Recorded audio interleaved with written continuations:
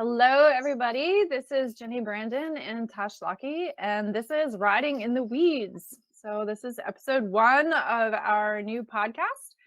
And we just wanted to start out by telling you why we're doing this and what the heck we're doing and a little bit about us today. So, hi, Tash. Hey, Ginny, how's it going? Good. Super excited. Riding in the weeds. I What are know. we talking about? What are we doing here? That was funny because a couple weeks ago when we were talking about getting this started, he made a comment about riding in the weeds. And that was kind of how it came to me. It was like, oh, like we've had lots of conversations together. I think we've been friends now for like 2 years or something online. Just And over here. so it was like our conversations tend to end up off in the weeds. And, it's fun because, I'm a horse person and, you ride bikes and I just started riding bikes recently. And so it was through all these conversations, we figured out how much we had in common. And even And before that, like our original conversations, we were in a container together with a coach. And what we were finding was that, Ginny talks about how our actions and who we are and how we sort of energetically run, how much that affects what happens with our animals. And so much of what you do, Ginny, is with the animals and with that energetics. And I'm sitting here going, yeah, well, it's exactly the same as my bike. Like if I try and control what my bike is doing, she gets upset. She feels like she is a living being. And if I am not allowing her to flow and ride the trail, then I don't have as much of a good experience. And generally I'm going to get bucked off. And of course, you know, all of that then aligns with your horse riding experience and all the horse stuff we do. And it's fascinating how once you sort of start to see those connections, you start to see them in everything. And I've noticed that from the beginning of my journey. I started reading a lot of business books and everything, like whether I'd be listening to podcasts and I'd be listening to one that was about coaching and I'd be listening to one that was about biking and I'd be listening to one that was about fitness and I'd be listening to one that was about food. And they would literally be saying the same thing. And they would be talking about like the main theme of what people were struggling with or what we were energetically dealing with in each situation was the same. And it didn't actually matter like what the topic was or what part of our lives we were in. This theme is here, and whatever it is that we're trying to control is what's going to keep on triggering us into what we yeah, need to learn more and how we can. It's like getting into the weeds is exactly what we need to do so that we can figure our way out of them again. yeah, totally. So why don't you share a little bit about who you are and what you do, and then I'll tell everybody who I am. So who I am. So I am Natasha Lockie. I am the action goddess, and I am known as the transformational mountain bike confidence coach on the internet. I've been working for the past 15 years as a mountain bike coach in a place called Roslyn, British Columbia, beautiful little town in Canada. And yeah, I've been working with people, I've been working with kids, and I love what cycling, biking does for us. I'm also the owner of a little empire in Roseland. I run 3 businesses. We have our biking. Everything started with BettyGoHard, which we will talk about as we go along. And then I have a transportation business and I run a little adventure store. So I've got a lot going on. And sometimes it's good and sometimes it's really, really messy. And I think, what I've really been working through is the leveling up process and how we can kind of look at all the different ways, everything that's happening in our lives and bringing that together. And instead of kind of I guess, judging our breaking down and falling apart, it's about using all of that to get stronger and keep moving forward. And what I find my clients really struggle with is confidence, and it's not so much confidence about riding the bike. It's confidence in ourselves and confidence in being able to look at our successes and celebrate them instead of constantly looking at the successes of others and celebrating them, but in a way that diminishes our own successes. So I really want to bring to the world that we can live through our dreams, and it comes through celebrating what we're doing, but we can't celebrate it if we don't notice that first it came up for us and second we had to move through it. Awesome. Yeah. So I'm Ginny Brandon. I run Soulpet Connections. I'm an animal communicator and energy healer for animals and their people too. My story is that I didn't really grow up with animals. My mom was allergic to fur, and it just wasn't something that we could do. It wasn't available. So, but I loved animals, so I read every animal book. I read every horse book. Horses were a big part of just what I liked and was interested in, even though we lived in the city and couldn't really do that. So, um, as they say, I wasn't born in a barn, but I got there as fast as I could. So I've been working with horses now for over 15 years. It's been about 16 or 17 years. And I ended up moving onto a farm and living there with the guy I was dating at the time as sort of night watch and being around on the weekends, when the regular barn manager wasn't there. So I kind of immersed myself completely in the horse world. I had a day job at the time, but I was on the farm all the time. So I've gained a massive amount of experience in a really short amount of time. Um, and it's been through the struggles with my own pets that are why I do what I do. I had a bunch of medical trauma as a kid, so that's part of why I'm coming into horse riding and also into bike riding as an adult learner, which is a completely different experience, than when you pick something up as a kid. So it was through all of those struggles with my pets that really led me to finding an animal communicator and then ending up ultimately doing this work. And kind of my deep passion is helping people recognize their own energy that they bring to the situation. Because our pets don't have a choice. They can't go on vacation. They can't go like take a break. They are immersed in our world 100%. And those were the root causes of the challenges that I had with my own animals was how my energy was showing up for them. And so that's kind of like my big deal because I think it's so overlooked in the world. And it's funny that I've ended up having energy healers and other people who have helped connect the dots for me with my pets. And so, like I'm not a trainer necessarily, but I can help you work through a lot of challenges because of the fact that if your energy isn't in alignment, frankly, it doesn't matter what a trainer does with your pet, you won't have success. When your energy is out of whack, or when you just don't recognize what you're bringing to the table, then it doesn't really matter how much money you blow on a trainer is not going to resolve the root cause of the problem. They'll get success with your pet and it might improve your pet, but ultimately until you get to the root, it's not going to matter. So Tasha and I have had many conversations together and started seeing all of the links between what the two of us do together. And that's why we kind of were like, we should just share this because, like, why should we keep this to ourselves?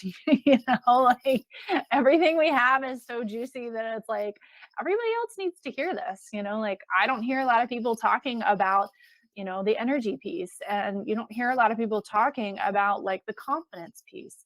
Like people want to focus on the techniques and the tools, but when you're dealing only with the physical tools or the physical techniques, you're completely ignoring the whole energetic and emotional component to the situation. So, I think that's kind of what brought us together in the first place. And so, like, we have a whole list of stuff we're excited to share together and just have these conversations to open the door, to a broader scope of, learning, I think. Yeah, I think that's so true. Like the point you make about the tools and the techniques, we get so like, okay, if you teach me how to do this, I'll know how to do it. And the thing that I notice with my clients on bikes is that, I often say that I'm the coach that'll take you from where you think you are to where you actually are. So my whole transformation piece is not about transforming into somebody else, but it's that you do truly have all of the knowledge that you need to have inside of you right now.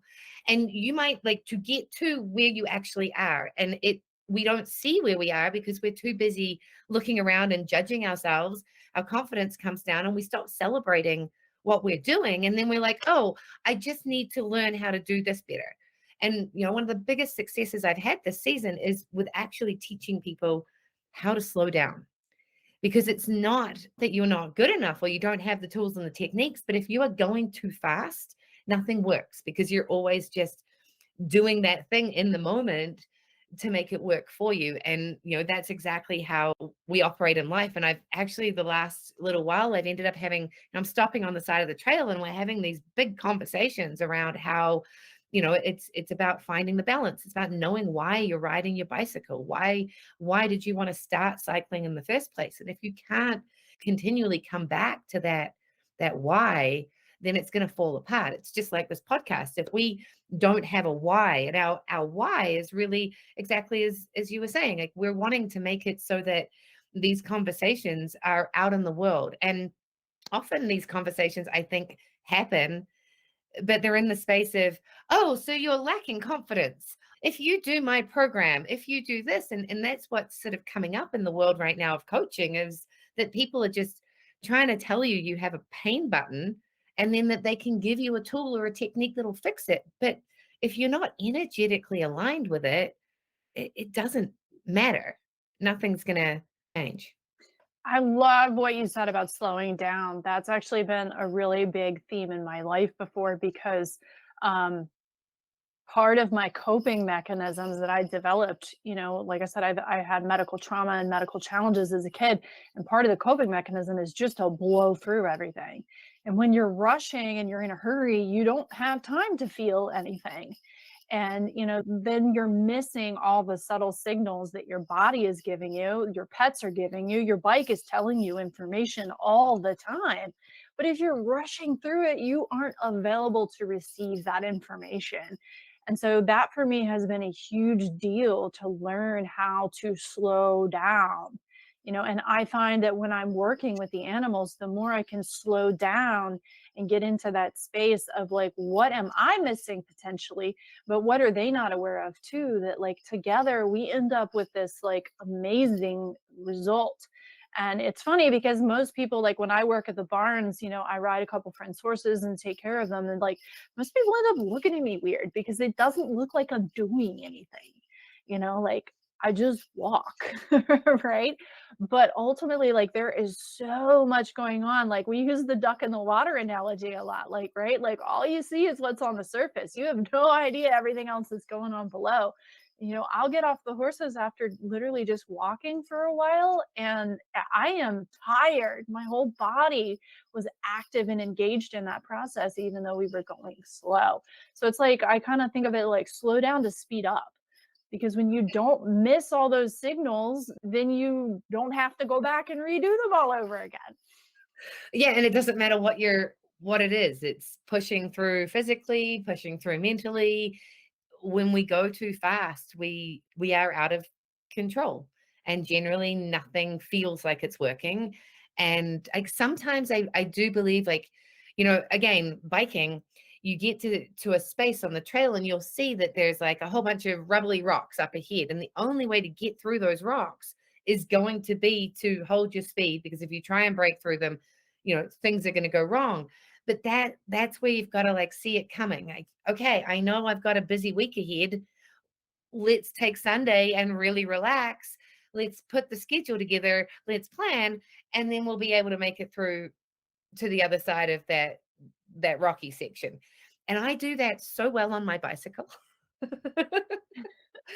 But and I see how well I could do that in my everyday life, and I see where I can apply the same principles. And it was so funny the other day. I was talking to somebody, and I was like, I just really feel like I've got to find some space, and I really need to slow down, and I feel like I'm a little out of control. And I stopped, and I was like, wow, it's literally what I have been teaching all summer has been the exact Yes. thing that I needed to learn off of the bike, is what they're all having to learn on the bike. And what is making huge differences for all of my clients is exactly what I needed to be listening to. But it literally, until I stopped and slowed down for a moment, I couldn't even listen to my own advice. So, it's Yeah. sort of like, but then that's the part about riding in the weeds. So then you find you're over in the rhubarb and things aren't working so well. So you either get off the bike and you get back on the trail, or, you cut down the rhubarb, or you deal with where you are right then. And again, I think that's something else that's really been coming up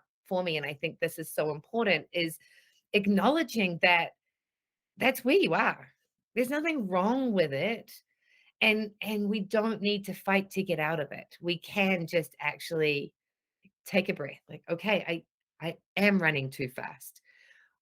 Where can I find space? And, in my own story recently, that was off to the acupuncturist, off to the chiro, off for some cranial, and I got some pedicures, eyebrows. I just went in for like a full body overhaul because I hadn't been giving myself any of that. So it was kind of like, how do I radically adjust this and slow myself right down so I can get that flow Yeah. going.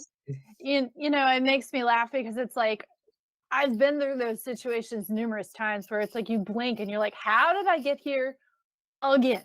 Like, I'm back in the weeds again. Like, why am I here again? And then it's funny because it takes time to be able to recognize what's happening sooner and sooner so that you don't get to that point. So that, like you said, you look at your schedule and you go, oh, gee, I got a crazy week in 2 weeks. I'm going to go ahead and schedule, some rest and self-care ahead of time and some self-care after the fact. So it begins to get to the point where slowly you're able to recognize what's happening sooner and sooner.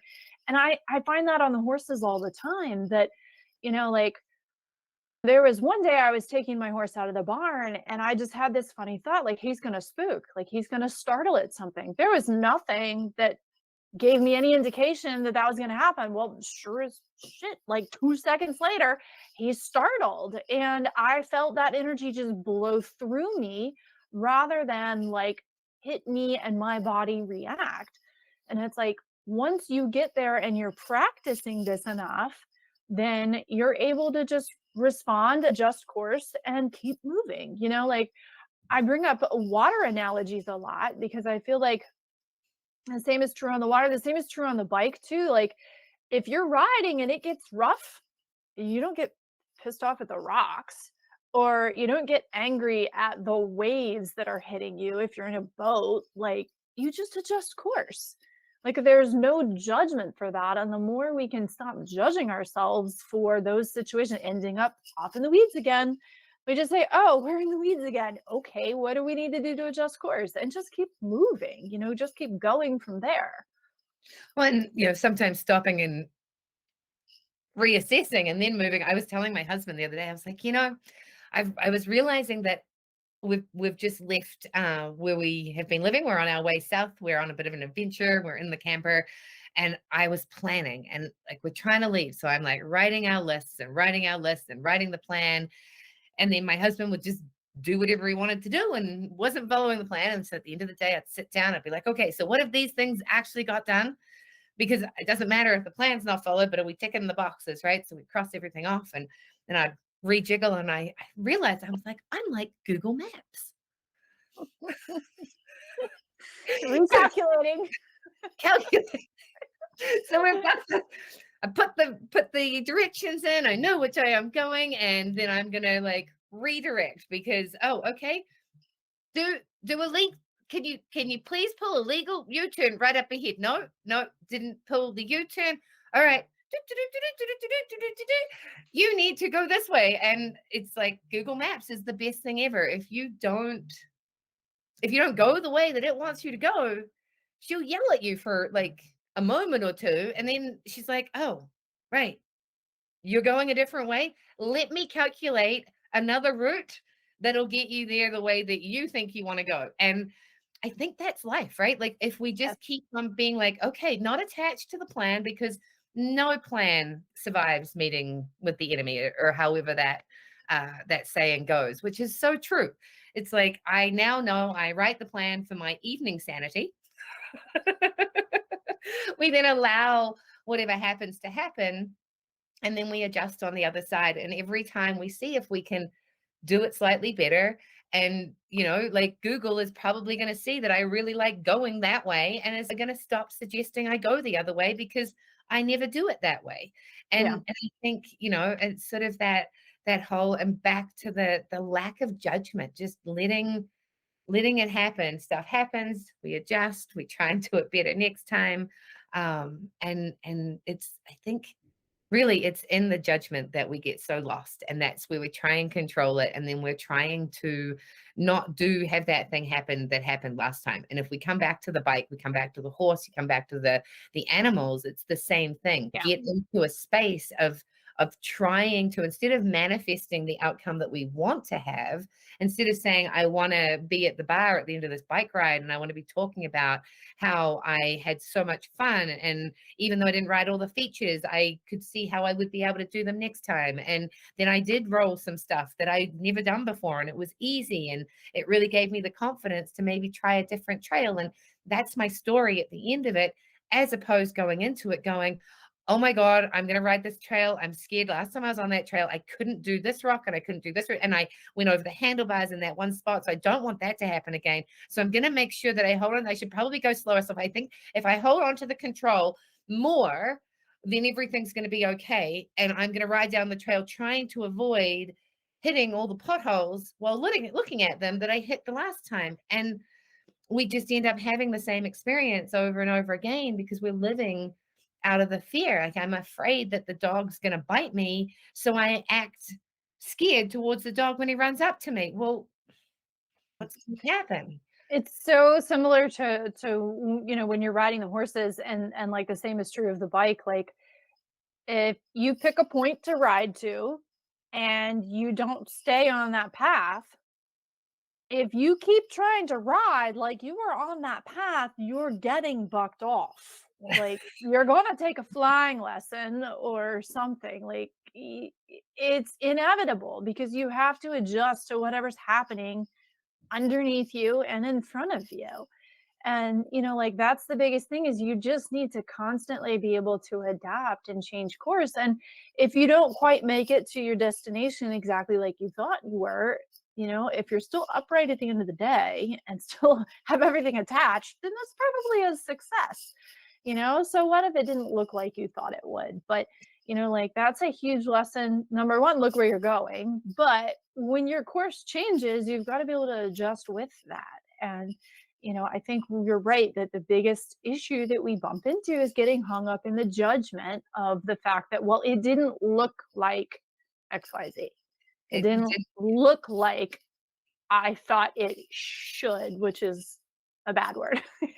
Like, the wrong S word. I do want to like swing around to the complete opposite of that though, because I'm just having those moments where, and I'm absolutely sure everyone has moments like these, but it's like dropping in on my snowboard on a powder day or riding a trail and getting to the bottom and just being like, well, where's the guy to sign me up for sponsorship? Because I rode that Yeah. like a freaking pro, and that was the best experience I've ever had. And I often, people kind of be like, "Oh, I'm scared that I won't have that experience again." I'm like, "No, now you know what it's supposed to feel like. And you Yes. don't have to be a pro to feel that way because they don't feel like that all the time either. You just got to know, like, quite often it's just committing to having a smile on your face the whole way down. Or, in some conditions, it's just having the perfect bike, the perfect conditions, everything just is on point. Just You lines up were that day. Yeah. exactly, you're in the Yeah. right time of your cycle, you had a great sleep, your relationship was great that day, like everything's just good. And so we just like on those days, it's really stopping to celebrate, like, yeah. Yeah. Yeah. I And did I it. think Right? those days are the days that you remember, like, why do you do this in the first place? Like, there was a time where I would not have gone out and done anything with the horses on a windy day because they're not exactly fond of windy days. I'm not exactly fond of windy days, to be frank.